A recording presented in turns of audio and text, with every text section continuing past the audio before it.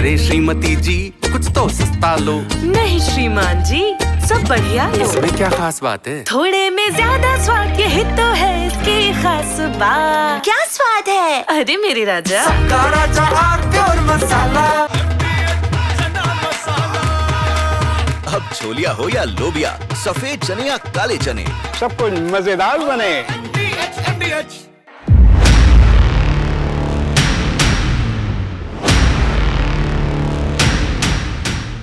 नमस्कार, देश की बात में आप सभी का स्वागत है, अभिनंदन है। उत्तर प्रदेश में इस वक्त एक नए किस्म की पहेली चल रही है और वो पहेली है कि उत्तर प्रदेश की सियासत में डीएम बड़ा है या एमवाई? ज़्यादा हैसियत डीएम की है या एमवाई की है? अब कुछ लोग डीएम का अर्थ अगर डिस्ट्रिक्ट मजिस्ट्रेट से लगा लें तो गफलत हो जाएगी ना। वो डीएम साहब अलग हैं, वो डीएम साहब हैं जिनके लिए कहा जाता है कि भारत में तीन ही महत्वपूर्ण लोग होते हैं, डीएम, सीएम और पीएम। इन तीन के अलावा चौथा कोई भी है तो उसका फिर कोई मसला नहीं, तीन ही महत्वपूर्ण है। लेकिन यहां आज चर्चा है कि डीएम बड़ा या एमवाई, पॉलिटिकल कॉम्बिनेशन कौन सा बड़ा है? डीएम बोले तो दलित और मुस्लिम मिला के हुआ DM, D for Dalit, M for Muslim. और एम वाई का मतलब हुआ एम फॉर मुस्लिम और वाई फॉर यादव।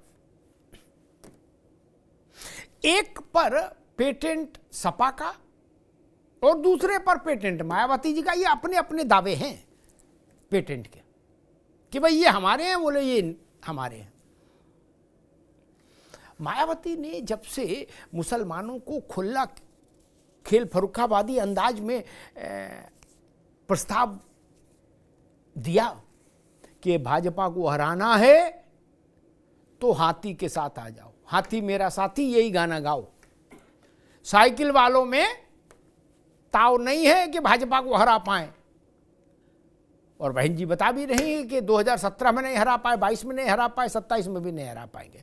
तो अगर चाहते हो कि भाजपा जाए तो हाथी के इशारे को समझो, हाथी के साथ हो लो। हाथी अंगड़ाई ले रहा है, इसमें कोई शक नहीं, पूंछ भी घुमा रहा है,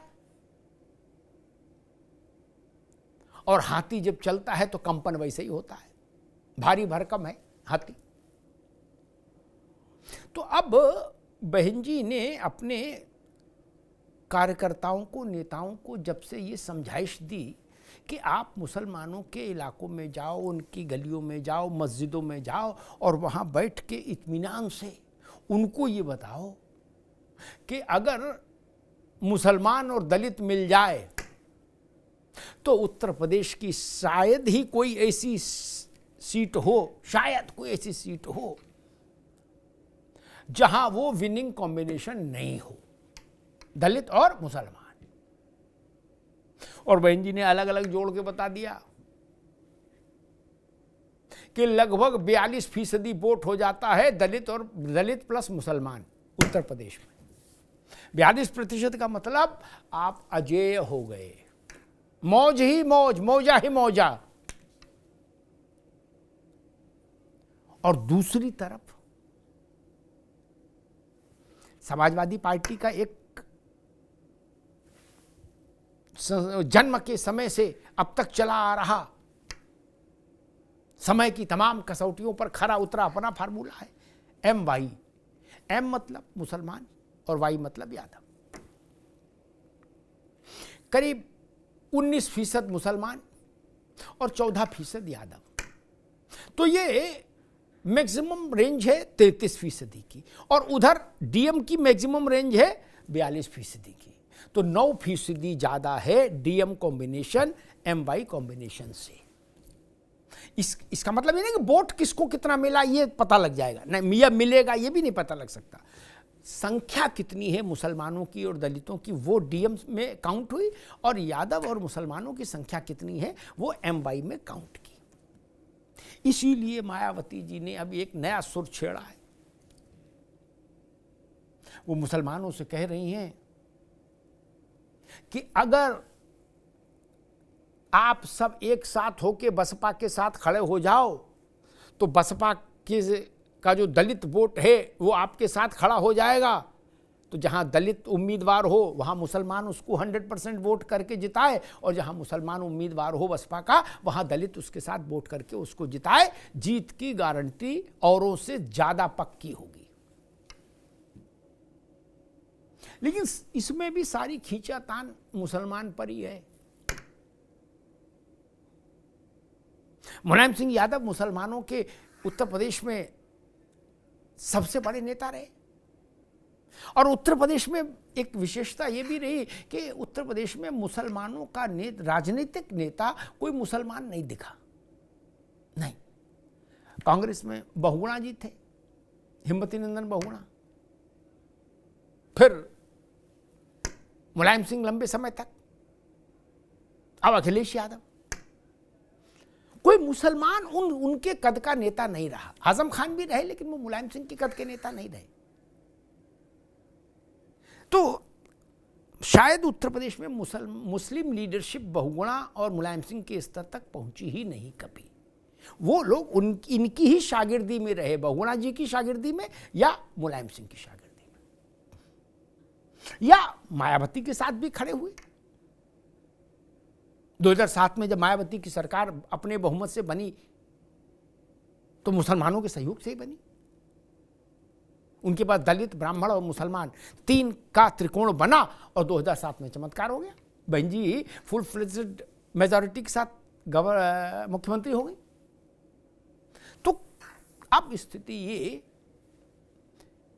कि सियासत के बाजार में मुसलमान की खींचातानी, बसपाई भी खींच रहे और सपाई भी खींच रहे कि इधर आ जाओ, इधर आ जाओ, इधर आ जाओ।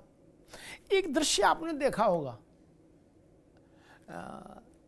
ये जो प्राइवेट बस अड्डे होते हैं या चौराहे होते हैं, यहाँ आपने देखा होगा कि 2 बसें हैं, एक ही रूट पर हैं, या जहाँ ये विक्रम टेम्पू चलते वहाँ भी देखा होगा 2 टेम्पू हैं, एक ही रूट के हैं। तो उनमें जो उनके सहायक जो नीचे खड़े होकर यात्रियों को बुलाते हैं ना, आओ आओ हमारे पास आओ, हम जल्दी चल रहे हैं, यस सीट मिलेगी कंफर्म, आ जाओ आ जाओ। दूसरा भी बोलता है, लेकिन दोनों के बीच में कंपटीशन होता है। वैसा ही कंपटीशन मुसलमान को लेके उत्तर प्रदेश में दिख रहा है। हमारी बस में आओ, यहां सीट मिलेगी, खिड़की भी ठीक है, हवा भी आ रही है, जल्दी भी चलाएंगे।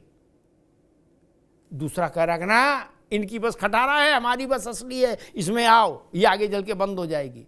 वैसा ही माहौल समाजवादी पार्टी और बीएसपी में दिख रहा है, मुस्लिम वोट को ग्रैब करने के लिए, पकड़ने के लिए।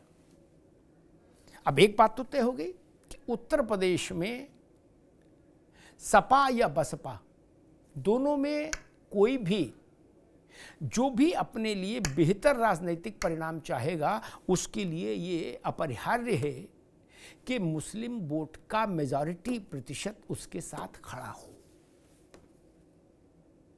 मुसलमान अगर बसपा के साथ नहीं खड़ा हुआ तो बसपा के लिए 10% वोट से आगे जा पाना मुश्किल हो जाएगा, और अगर मुसलमान सपा के साथ नहीं खड़ा हो तो सपा के लिए भी 12, 14, 15% से ऊपर जाना मुश्किल हो जाए।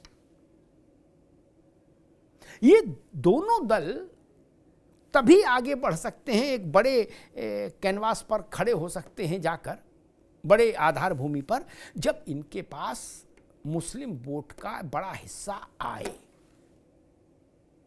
वो समर्थन जब जुड़ता है, चाहे सपा के साथ चाहे बसपा के साथ मुस्लिमों का, तो वो एक मुश्त जुड़ता है। शायद उत्तर प्रदेश में इसलिए मुस्लिम वोट की इतनी पूंछ है। ये ठीक है कि मुस्लिमों का विधानसभा में और लोकसभा में रिप्रेजेंटेशन लगातार घट रहा है पूरे देश में, लेकिन मुस्लिम वोट की पूछ तो है। बिहार में भी देख लीजिए, चुनाव हो रहा है, वहाँ भी मुस्लिम हो रहा है, और उत्तर प्रदेश में तो दोनों बड़े प्रमुख विपक्षी दल तभी रेस में रह पाते हैं जब मुसलमान उनके साथ खड़ा हो जाता है।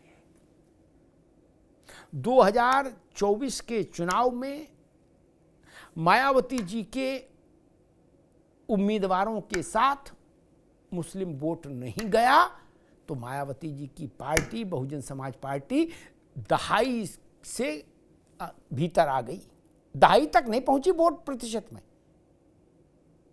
9% के आसपास आकर ठिठक गई, अटक गई। इसलिए मुस्लिम वोट दोनों के लिए महत्वपूर्ण है और शायद इसीलिए बहन जी ने ये रास्ता खोला कि भाई अब पर्देदारी से नहीं, इशारों में नहीं, सीधे बुलाओ, चौराहे पर खड़े होके बुलाओ, बोले आओ आओ आओ आओ हमारे साथ आओ, हमारे साथ आओ, सरकार बनवाएंगे और तुमको भाजपा से बचाएंगे। लेकिन एक बड़ा प्रश्न ये भी है कि क्या उत्तर प्रदेश का मुसलमान अब धीरे धीरे अपने पुराने ट्रेंड को छोड़ रहा है, वोटिंग पैटर्न में कुछ बदलाव ला रहा है अपने, या केवल इसी बात पर वोट उसका अभी भी तय हो रहा है कि भाजपा को हटाना है? बड़ा सवाल है। अगर मुस्लिम मेजॉरिटी ने अपने वोटिंग पैटर्न में जरा भी तब्दीली कर ली, उत्तर प्रदेश की बात कह रहा हूं, तो 2027 में उत्तर प्रदेश की राजनीति में बड़ा भूचाल आ जाएगा। क्योंकि मुसलमानों को भी शायद ये दिख रहा है कि हमारा पार्लियामेंट में, असेंबली में, विधान परिषद में, राज्यसभा में, सारे विधायी सदनों में हमारा रिप्रेजेंटेशन लगातार घटता जा रहा है और सबसे ज़्यादा सियासत के बाजार में शोर हमारे नाम पर मच रहा है। तो अगर इस पर कहीं से उसने थोड़ा सा भी ट्विस्ट किया अपने वोटिंग पैटर्न को, तो समाजवादी पार्टी और बीएसपी दोनों के लिए एक बड़ी मुश्किल पैदा हो जाएगी। धन्यवाद। थोड़े में ज्यादा स्वाद, यही तो है इसकी खास बात। वाओ मम्मा, क्या स्वाद है! अरे मेरे राजा, सबका राजा आरती और मसाला। दादी के हाथों का जादू और खुशबू से महकता घर, माँ की मुस्कुराहट और खाने की सुगंध। MDH गरम मसाला। क्योंकि हर रिश्ता है स्वाद से जुड़ा।